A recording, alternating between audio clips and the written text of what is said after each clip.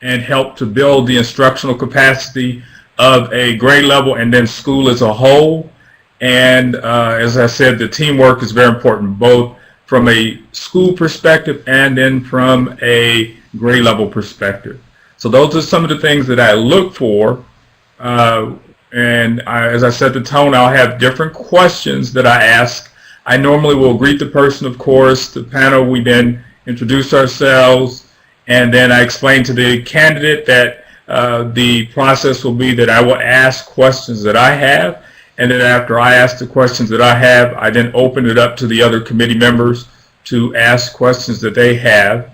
And then following that, I then turn the situation around so that the candidate gets to ask any questions that they have. And our school district has a profile that they like us to use as a guide, and I do use that profile, and it is actually on our website.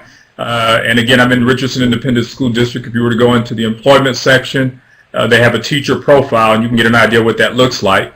In addition to that, we use that profile as a guide, and then as administrators, we're able to come up with the various questions that we're going to ask candidates. So a sampling of the questions that I have, of course, the standard one that I ask to open up is for the candidate to tell a little bit about themselves, their background, and their work experiences. And of course, I'm listening closely to hear if they have taught, what their instructional experiences are, what grade levels they taught, and so forth. And then any volunteer work that they've had as well.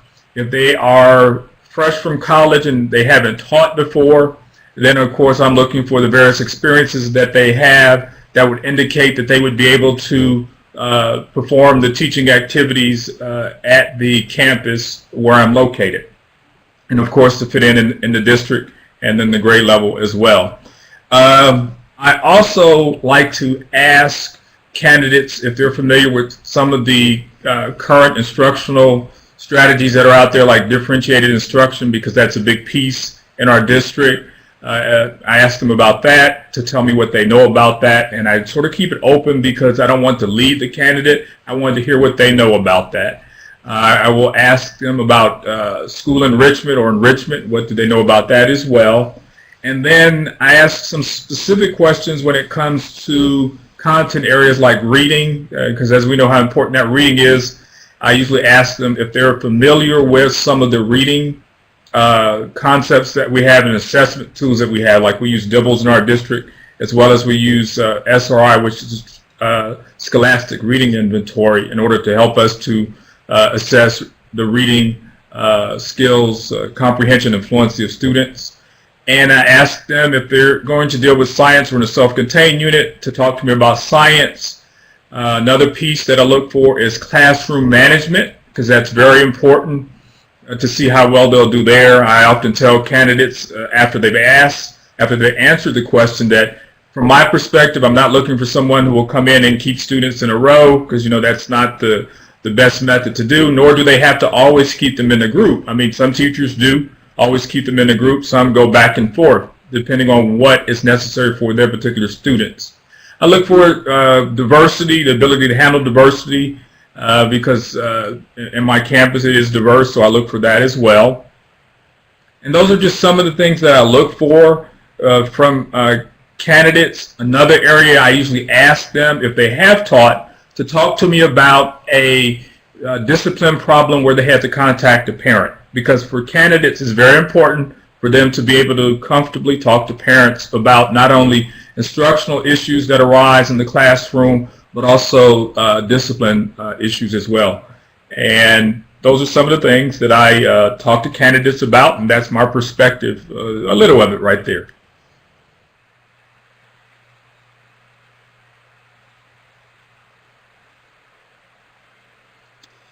Thank you, Dr. Crawford. We appreciate your time here, so we can move on to our next administrator. Mr. Anthony Watson is currently a principal at Hopewell Middle School in Round Rock, Texas. And Mr. Watson has been in the business of education for 24 years, and he has served in an administrative capacity for 16 years, and he's been a principal for 8 of those years. He taught middle school and high school science for a total of 8 years, and he's been involved in the hiring process for 16 years and has been very successful in identifying teachers who remain in the business. So we welcome Mr. Anthony Watson. Dr. Ample, thank you, and Dr. Crawford, thank you. You've enjoyed some of your strategies and definitely can add some of those to our toolkit as well. One of the things we look for in hiring new teachers is integrity and honesty.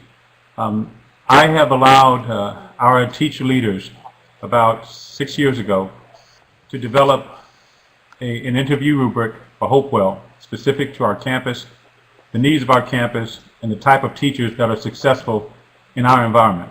And we happen to have the most diverse campus in Round Rock, and we have varying degrees of socioeconomic statuses within our campus. So our teachers have to be unique in as much as they have to be able to teach the child who is staying in a Section 8 housing and not be afraid to teach a child that lives in a $500 home at the same time. The process of our interviews are such that we will basically ask teachers, if we were to come into your classroom, depending on what we are interviewing for, what would we see from the beginning to the end? So we would want you to walk us through what a classroom lesson would look like from the time those students sat down until the time those students left. We go a step further. We ask you, while you're doing that lesson, what are your strategies to work with students who may be difficult and will not follow the classroom rules per se?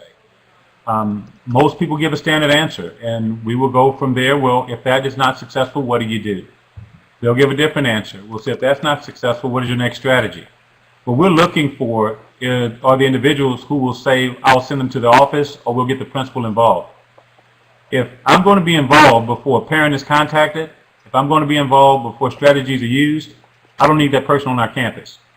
So that person, in a sense, has exited themselves from our even consideration, because we're looking for teachers who can develop relationships with students, who are not afraid to meet the students where they are, hold the students accountable, and to form relationships not only with our students but with our parents. We ask for teachers, what do you do for students that are reluctant learners? What do you do for the kid with special needs? And that could be the gifted child, from the child that's in special education to the child that's wheelchair bound. We then ask, how will you see yourself involved in Hopewell outside of the classroom? So we're looking for the teachers who are not afraid to teach, but also want to be a part of the children's lives once the bell rings. At the end of the day, we do have sub-departments. We ask, how do you get along with others? And if you were in a sub-department and they made a decision that you didn't like, how would you respond to it? How would you give your input? Would you sulk? Would you keep it to yourself and do your own thing, or would you agree and do what the team has decided to do? At the end, we ask, if they hit a wall, what would you do? How do we know? Sometimes teachers hit walls, and they suffer in silence because they don't express it. They don't talk about it. They feel as if everyone should know because it's the way they feel, and they end up suffering in silence. And it's not that we don't care, we just were not aware that there was a concern. So we are asking them to be open, we are asking them to be honest about how they feel. Now, all of that being said, our interview committee are composed of the sub-departments that we're interviewing for. For instance, I have a sub-department, 6th grade history, 6th grade science, 6th grade language arts, and 6th grade math. And I have those different departments for each grade level. So if I need an 8th grade math teacher, my interview committee would be my 8th grade sub-department. If I need a 7th grade math teacher, my interview committee would be made up of my 7th grade math department. And the reason why we have those departments is because the individuals we hire will work with them hand-to-hand, one-to-one. And we do save those interviews, so if there are ever concerns later on, we will always bring the interview back out and we will revisit it, and we will really think about the questions we answered and the commitment that we say we were going to make the day of the interview, so our teachers can remember the commitment that they had claimed to have and the commitment that we expect them to have. And it had really worked tremendously well. We do want you to have some semblance of curriculum and instruction. However, we feel that we are able and qualified with our system that we have in place to grow you, to teach you, to make sure you are aware of the strategies that we use. We use a chart that you have to be willing and able. If you're willing and able, we feel like we can have an edifying effect and impact on your teaching. So we're looking for individuals who can make the difference and who are not afraid to share their strategies, not afraid to share their challenges, not afraid to share their thoughts and their insights. And when they're not sure of themselves, not afraid to voice that, because everything is not a PDOS issue or or evaluation issue. A lot of it is a growth issue and a professional issue. That being said, the teachers that we hire, we have about a 95% rate of our teachers who stay from year to year. And we don't have a lot of turnover whatsoever. If we have turnover, it's due to marriage, it's due to relocation in a different area. It's not because the teachers have had enough of our campus. We use multiple strategies. We use multiple sources for curriculum and instruction. And we do a lot of professional development in-house. We don't have a lot of outside help. We have a lot of master teachers on the campus, and we use their expertise. And if you build it, you'll support it. And our teachers have truly built it, and they support it. So when you're talking about education, you have to have confidence in yourself, but really be honest and open of what your limitations are. And if you're open and honest about your limitations, those that want to help you grow will see the potential in you.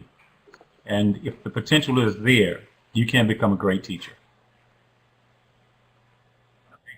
Oh, thank you, Mr. Watson. Very, very powerful stuff there from Dr. Crawford and Mr. Watson. Amazing input on what we look for in educators in the classroom. All right, so we can move on to our next administrator, Mr. Casey Roberts. He began his career in education as a social studies teacher with Hampton City Schools in 2006.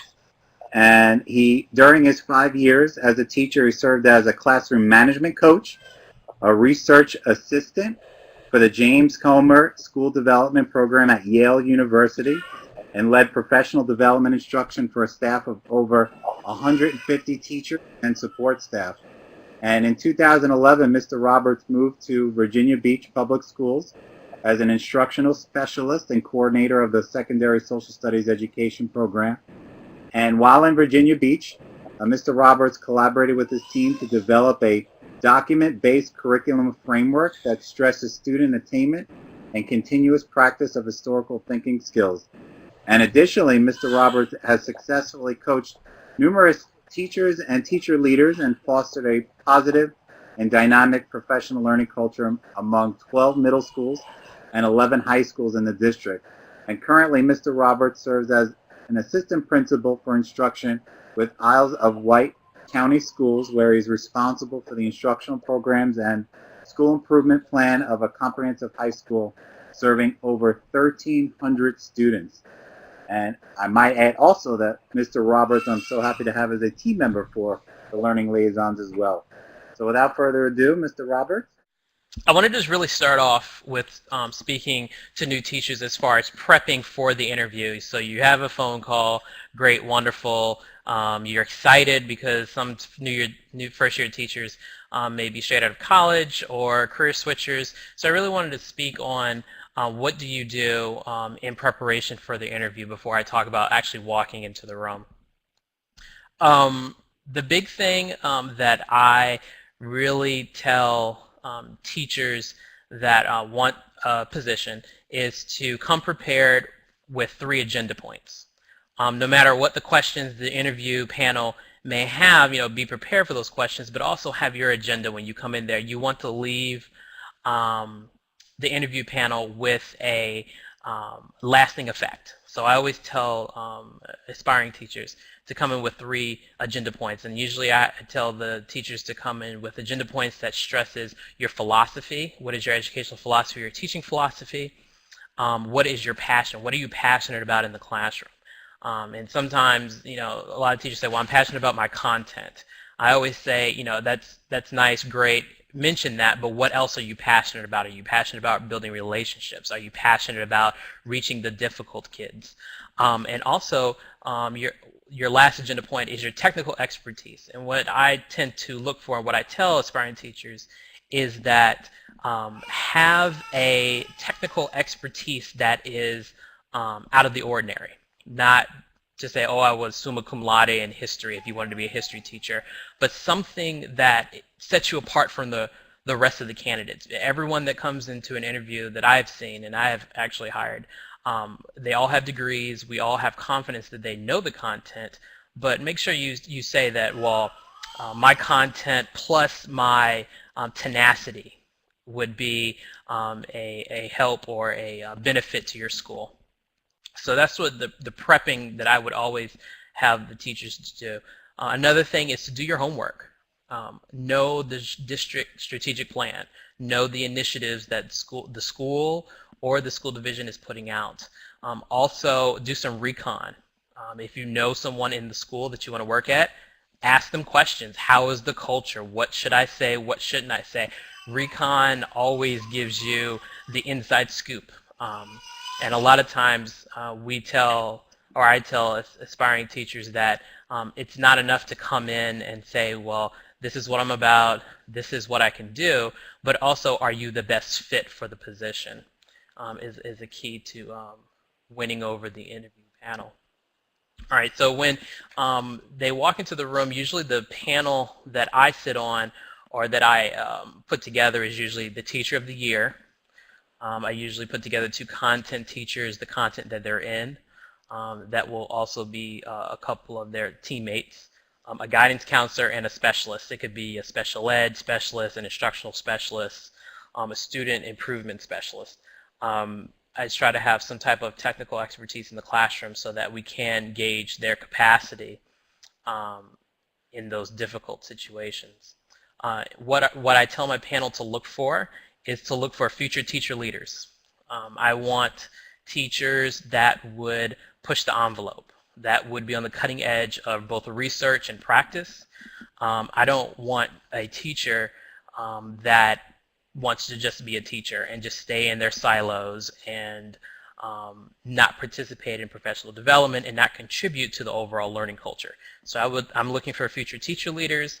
I'm looking for self-starters, innovators, a reflective practitioner.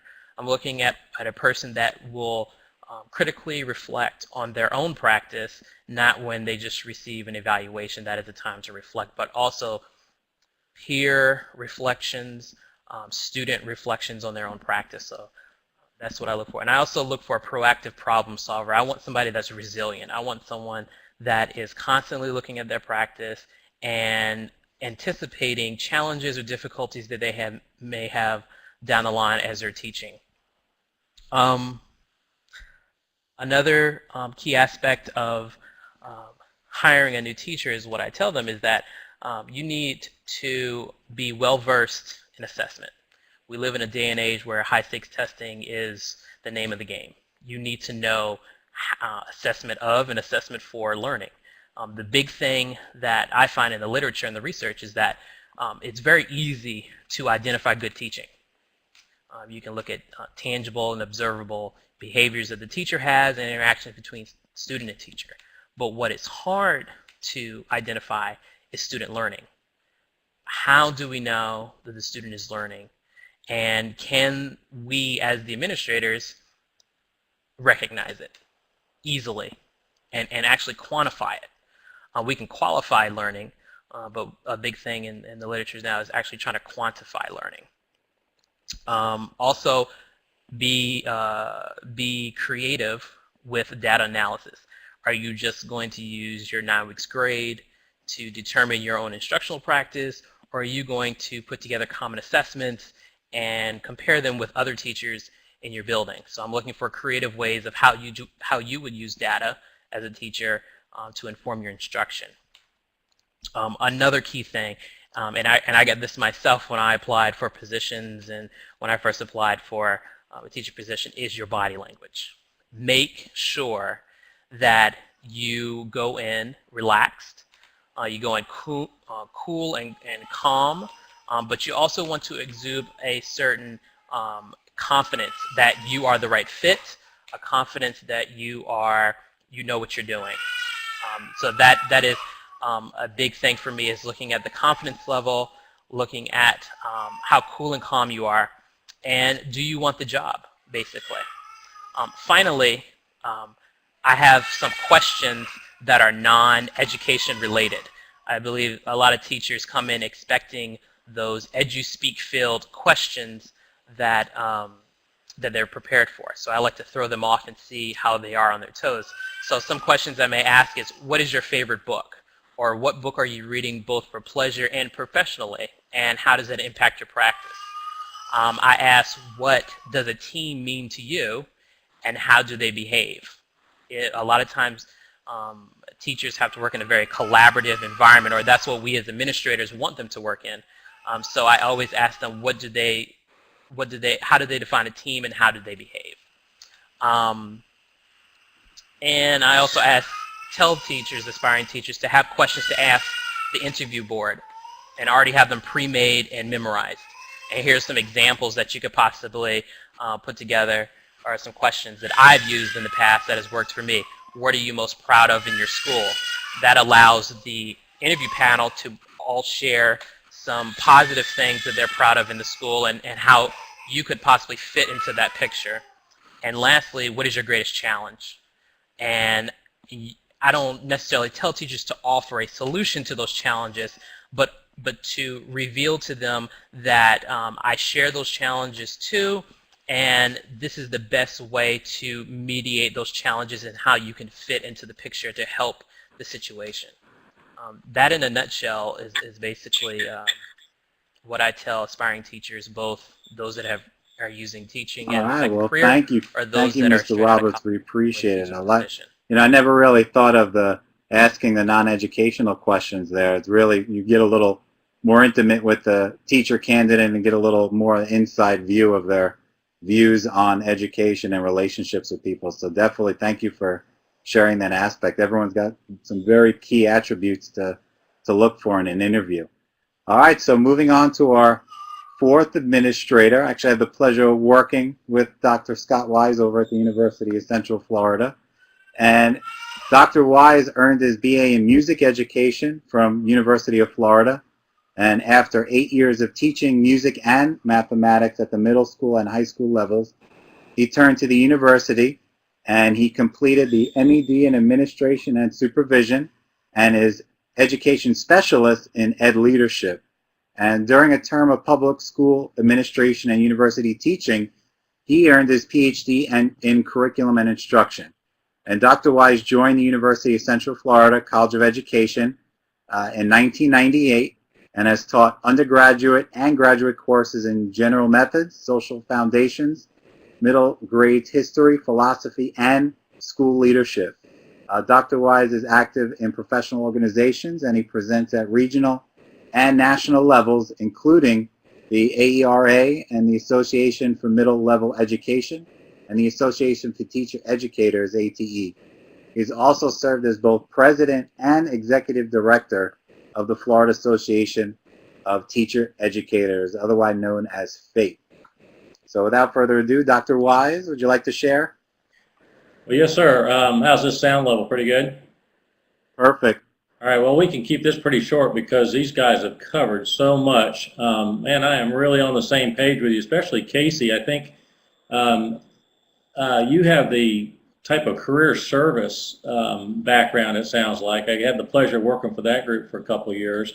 It sounds like you really have that piece of it covered too, not only from the school point of view, but the nuts and bolts.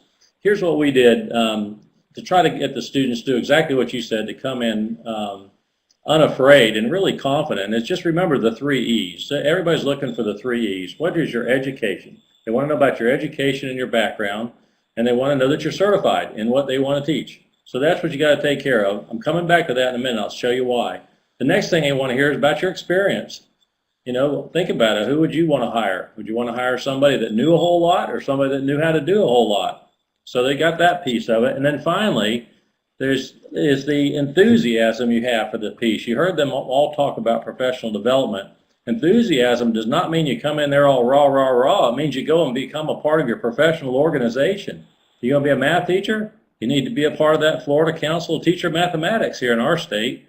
or whatever it is. Elementary school, I see 4 of you out there, elementary school teachers. You know what they're going to ask you about? Reading. You're supposed to be a reading expert. You're an elementary school teacher. Are you a member of the International Reading Association?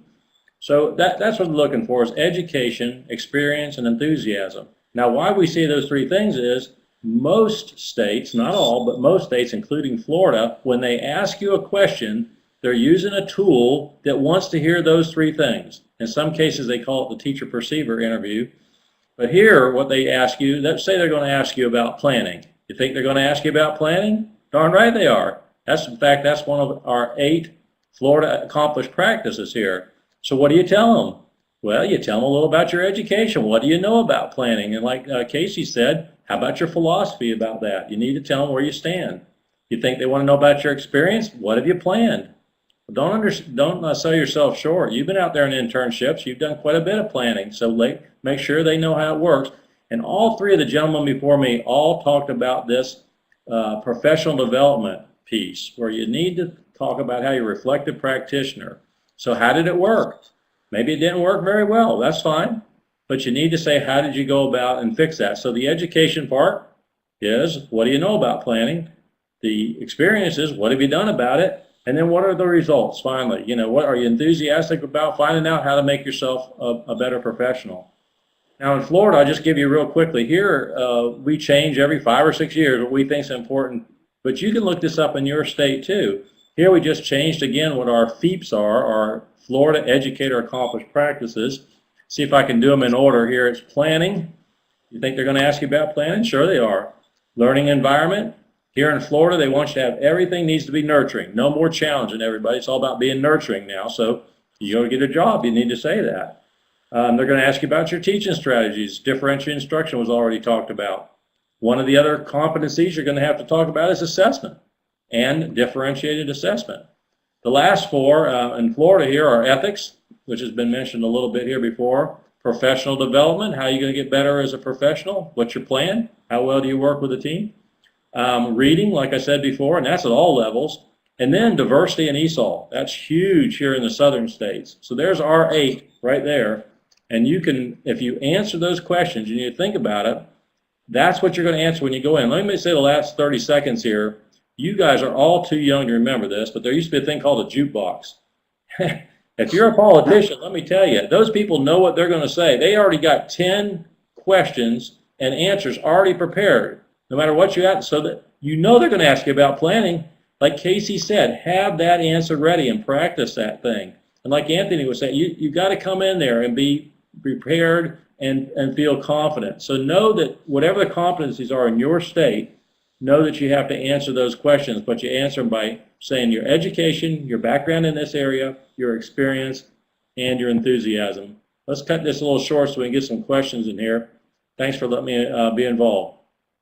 Oh, thank you, Dr. Wise. You did a great job on bringing everything together there. So what we'll do now is, we have 4 people in here, Rachel, Sarah, Tina, and Yolanda. At the beginning, I didn't point out, if you look up at the top toolbar, there's a little white silhouette of an individual raising his hand. What you can do is if you have a question, you can either type it in the box or raise your hand. And what I'm going to do is I'm going to enable your microphones for the participants. So if you're not talking, you can go ahead and mute it if you want. This way it'll eliminate the background noise. But right now, I just enabled all the microphones. So on the participants, if you want, on the top toolbar, there's a little white microphone. Once you push that white microphone, it's going to turn green, and your microphone is enabled then, and you're able to talk. So if you have a question, you can go ahead and use the emoticon on the top, or we can type it in the box. So we have about 20 minutes here, which is great for questions. Because I noticed that Rachel, we can start with Rachel's while everyone turns on their microphone. Rachel put up in the box, should we bring a sample lesson plan that we have prepared and or taught to an interview? So does anybody like to share comments? Yes, I will. I can kick in. Oh, go ahead. Good. Well, let me just Sure. say this real quick, I'll and go then first. Dr. Crawford can jump in. We have a thing we do here called a portfolio. I think most Okay. teacher education programs have. One thing. Oh, okay. Yeah. That's right, Casey. Hey, Casey, I think you're on a couple second delay there. We'll let Dr. Wise go.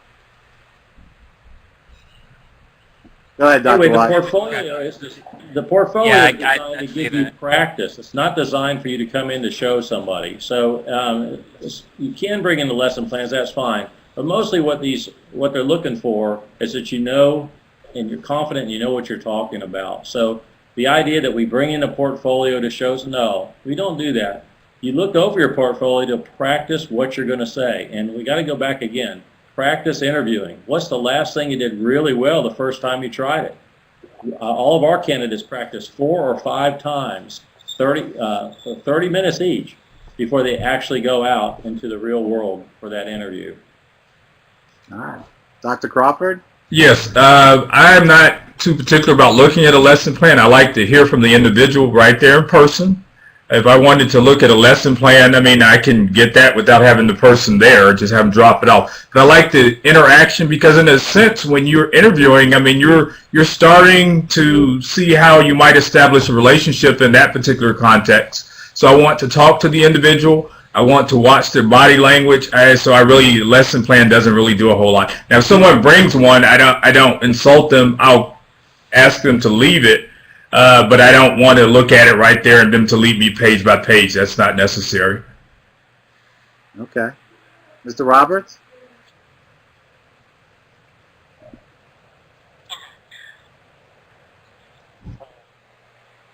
Okay.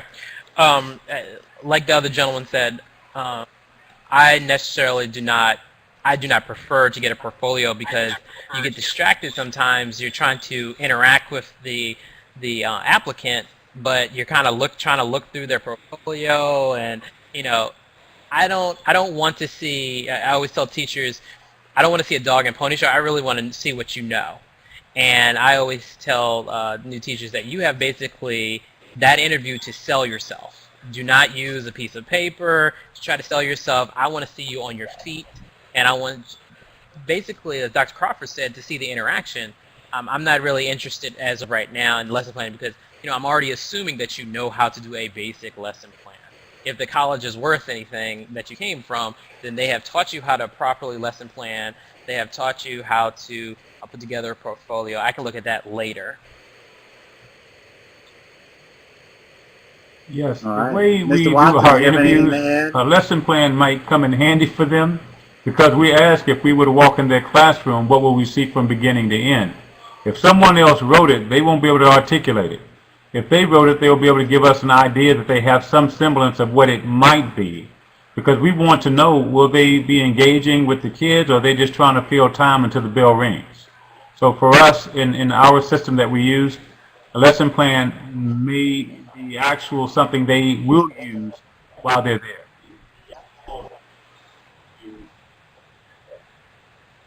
All right. See, we got great perspectives here. All right? Sarah has a question. All right, Sarah. Oh, she's typing. Okay. Let's see what Sarah's question is.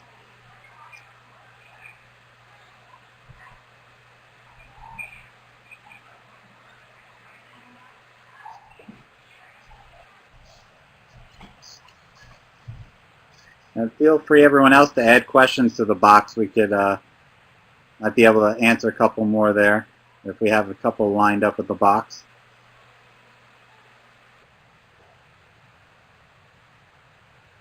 While she's finishing that up, I'd like to go back to something that was said earlier about the reading.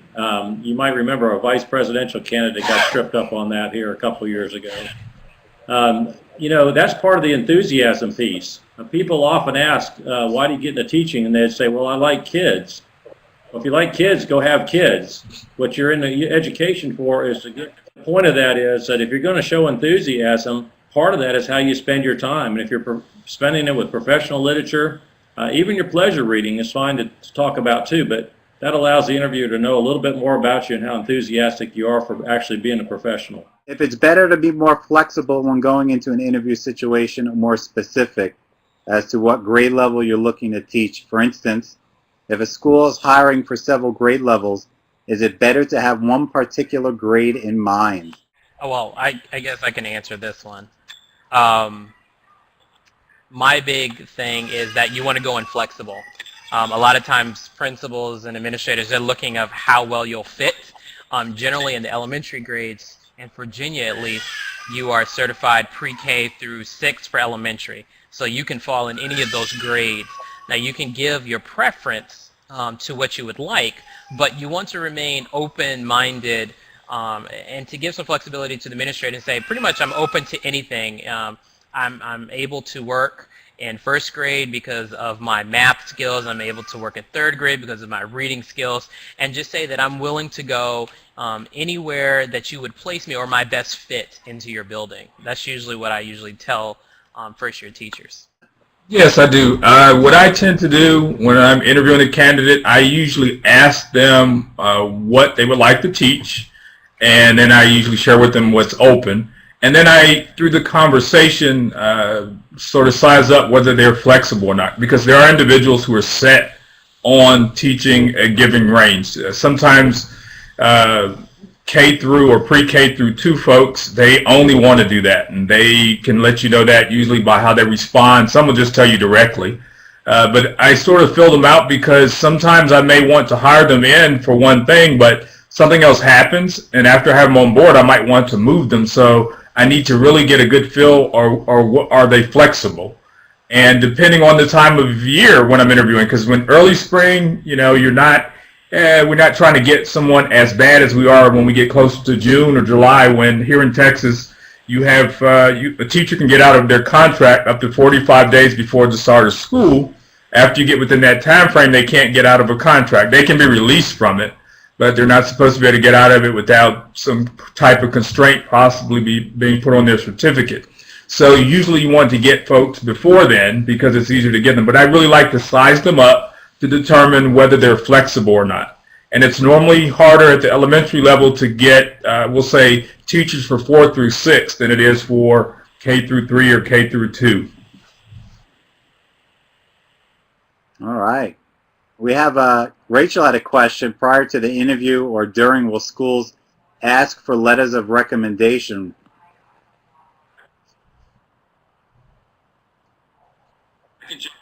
I can jump in quickly on that. I think part of the problem that a lot of pre-professionals have is they don't understand the hiring process. Most of the hiring is done in bigger districts by human resource officers, and then maybe you do go to a principal or a team of folks, but there's already an application. That's it. You have an application in place. That's one part of it. The next part is a cover letter and a resume, and then the next part is the interview. So no, I think in most cases, all that's taken care of ahead of time. They decided they wanted to talk to you. This is how you get hired. You don't get hired through your application, and you don't get hired through your resume. Those are just qualifying you. They want to talk with you. Yes. Great. Like Dr. Wise says, that's pretty much it. Because in our district, the way it works, everything's electronic to start. In order for you to apply, you have to apply online, and you apply by filling out an application. We also require 3 references, and they don't have to be letters. We actually have an electronic reference form. Before your application can even be seen, and resume, because you would be asked to upload one, before it can even be seen by us as administrators, as principals, or assistant principals, or any administrator in the district, those 3 letters or 3 references have to come back for the computer to allow us to see it. So in our case, if you don't have that, we don't even see it. But if you do have those, we then see the application, we can look at your resume, we can look at the references, and we even, if we wanted to, we can call them. But like Dr. Wise said, that determines whether I even ask to see you or not. I'll look at that, how well your resume is written, I look at the application, and even though the references are there, I personally don't tend to look at the references until after I've had a good chance to, usually to speak with you, because, you know, I haven't seen a person yet who's going to list a reference who's going to say something bad about them. So that's sort of how I do it there. Right. If I could piggyback on that very quickly, and maybe Anthony or Casey could jump in on this, it's also who you get the references from. I sign dozens of reference letters that do people absolutely no good out in the field. They do you good if you're going on to graduate school, because I know how good of a student you've been. But you need to make sure you're getting letters of references from your internship supervisors, and get that principal in there, that vice principal, come in and watch you teach. These folks want to know that you have the ability to stand up in front of a classroom and make a difference. It's great that you've been a good student, but your experience is more important to these folks that are trying to get you hired. One thing I can add is my volume good now? Am I on track? Okay, Yes, good. we can hear. One thing that I usually tell teachers is to pick the heavy hitters, the ones that have the influence and the pull in the division that you're applying for. My example is I always chose people that had the superintendent's ear to write my recommendation letters. I also had to write a letter that would have some type of influence, like, oh wow, this person got a letter from this person, and they normally do not just give out their recommendation letters like pouring water. You really have to be the cream of the crop for this person to write you a letter. Dr. Amp, let's just back on that real quick again. Imagine this, as a sophomore or junior, you became a member of your professional organization. Mr. Roberts is talking about these heavy hitters. That's where you network. If you're a math teacher, get in there and go to the professional organizations. There's sometimes local meetings, and these folks will get to know you when you're a junior and a senior. That they hire who they know. 90% of the time, the hiring is through somebody they know. So I think networking is huge. I agree with what he said. All right, and Tina had a great question here. Tina said, what advice do you have for someone who left classroom teaching several years ago and is trying to become a classroom teacher again? A big thing for me is to ask them, why did you come back to education? Well, I jump in there. Sorry for... Go ahead, Dr. Wise. Yeah. What can you do with the life experience? Play up all that life experience. You're doing something out there. The life experiences.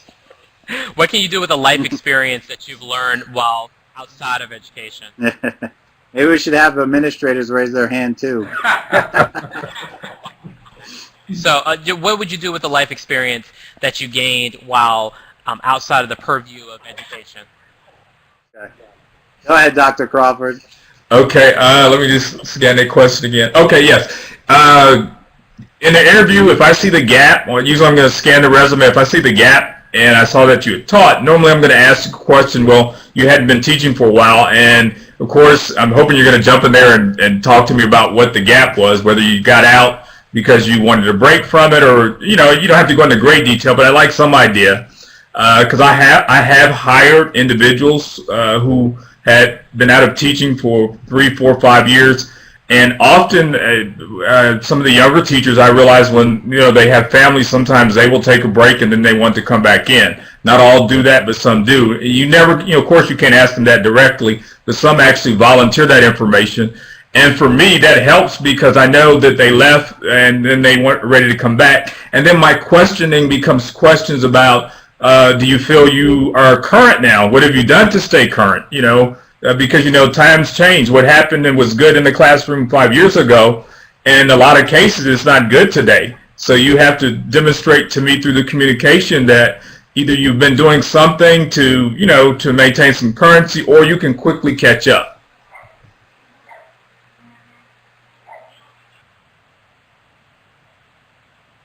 All right, and Sarah has a question. Can you also give advice for career changers? What are some of the key qualities that new career-changing educators can focus on in their interviews and on their resume? Because I know we're seeing a lot of that now in education, people coming in, at least I see it in my classes at UCF. I'll have a graduate course where 75% of the people sitting there haven't taught before, and they're moving in from other careers. So I definitely can attest to that. Well, I can give some input on that as well, because I actually came from outside of education. In Texas, I'm what's known as an alternative certification person, because I came actually into teaching, and I was like 31 years old, somewhere in there. And I had already been in the career in the military, I had gotten out of there, and then I had done a career in business where I had managed. And so what I did, I became familiar with the field of education, what was required here in Texas, because that's where I was able to become a teacher. I actually started off in Dallas, and their program, and you have to sell yourself and your ability to work with kids, because that's a big question that often you get asked. Are you comfortable with working with kids, whatever grade level it is, whether it's going to be elementary level kids, junior high, middle school kids, because I was a AP at the junior high, middle school level, and then even at the high school level. You have to be comfortable working with kids. You need to have some experiences there. If you don't have them, if you participate in, say, church or Sunday school and work with kids, bring that out, because sometimes I have folks who haven't taught, and I'll say, well, what experiences have you had with kids the elementary age? And some will tell me, well, they taught Sunday school, they work with youth groups, they worked in summer, so that gives me something to work with. And then when I have the teachers on the panel, those are things that they're curious about, because the person will be on the team with those teachers, and they want someone who's comfortable with kids and able to quickly learn. So those are some of the things that I ask that folks do and be able to demonstrate.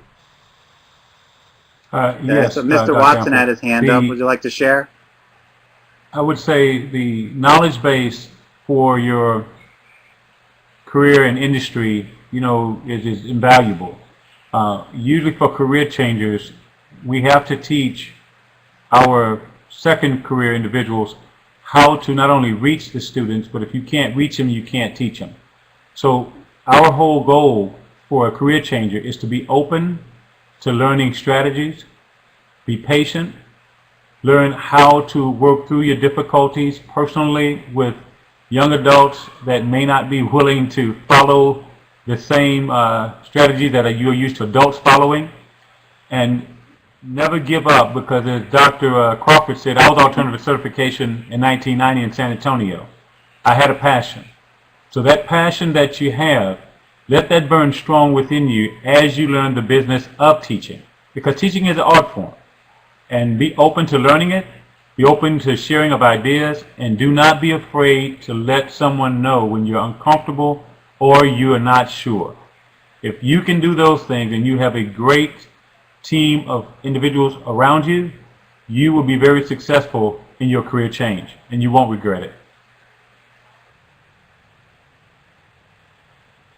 And Mr. Watson, you made a great point when you said being open to, admitting and asking questions if you don't know something. And I think a lot of people are hesitant on that fact about, opening up and saying, I'm not sure how to do something. Can you help me? Or do you have some other strategies that you can help? And, speaking from a classroom teacher myself, I taught in the classroom 10 years, I went through the education system at UCF and did all my degrees. So I was open to asking and collaborating, but a lot of the teachers in classroom are kind of, I don't want to say shy, but back off a little when it comes to asking and being open, especially with an administrator, because you feel like if you're going to ask them something and say they don't know something, the administrator might have that perception, well, maybe this person doesn't know what they're doing. But if we have somebody like the four of you gentlemen in the school system, you're definitely giving that environment and creating that environment where there's openness for collaboration, and that's great. And I see Casey has his hand up. I follow directions. One thing that Go ahead, administrators do the best is to hide what they know and what they do not know. And that's one of our best kept secrets. But a lot of times, if you turn the tables on administrators and teachers sometimes look to administrators like, well, this administrator doesn't know what he's doing.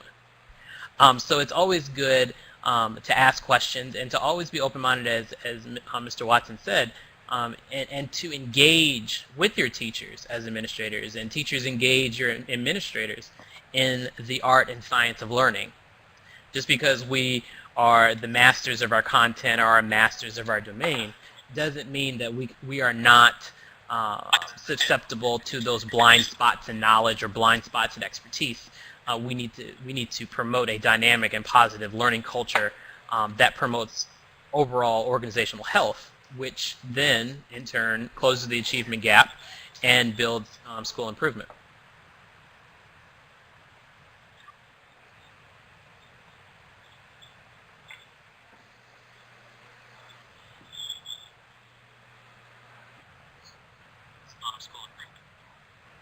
All right, well, Thank you, Mr. Roberts. Rachel, Sarah, Tina, you have any other questions? We got about 2-3 minutes left. All right, so I want to thank everybody for coming, and regardless of how many participants, I think everybody took a lot of powerful information and knowledge from this, including each of our administrators. So it's all about building relationships and collaborating and learning from each other. And we, while many of our administrators had similar responses, we also had some responses that were some food for thought and different ways to look at things. And alternate perspectives are key to understanding, what to look for in an interview and seeing all the different angles, because whether you're in Virginia Beach or you're in Texas or you're in Florida or any state, we're all educators, and we all step into the room with, whether it's a panel of teachers or and administrators or one principal, and we're all engaging and looking for the same goal, which is a job, and everyone's looking for that effective teacher. And like I said, no matter what state you're in, all the questions are going to be similar in the conversations. One thing that I want to really encourage new teachers or teachers that want to get back into the profession is that do not become discouraged when you don't get the job. A lot of times we may have, as administrators, 10 or 15 applicants that we have to interview, sometimes it's 6 or 7. And if you don't get the job, do not become discouraged. Do not think that you are not qualified. Do not think that you would be a great fit.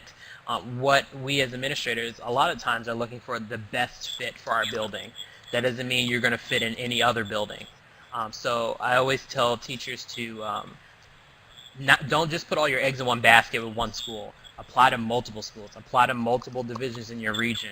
Try to find your fit. The more interviews you have, the more practice you will have. And good luck.